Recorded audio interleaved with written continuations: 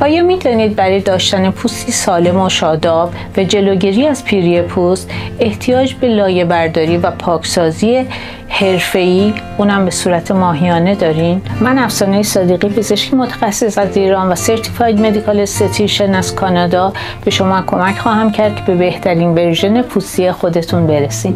اکسیژنو، محبوب ترین فیشال در کانادا، با تکنولوژی خاص آکسیپاد همزمان پوست شما رو اکسفولییت، اکسیژن رسانی و از طریق اولتراساوند مواد مغذی رو به داخل پوست شما وارد میکنه. رادیو فرکانسی یکی از بهترین درمانها برای لیفتینگ، تولید کلاژن و کلا جوانسازی پوست است. امواج رادیو فرکانسی با گرم کردن ناحیه میانی پوست یا ناحیه درم باعث تحریک فایبروبلاست ها و افزایش تولید کلاژن میشن. RF ماکرونیدلینگ با استفاده از دو تکنولوژی همزمان رادیو فرکانسی و ماکرونیدلینگ باعث افزایش تولید کلاژن و جوانسازی پوست و همینطور به رفع بسیاری از مشکلات پوستی شایع نظیر اکنی، اسکارها و پیگمنتیشن کمک میکنه. برای مشاوره رایگان و رسیدن به بهترین ورژن پوستی خود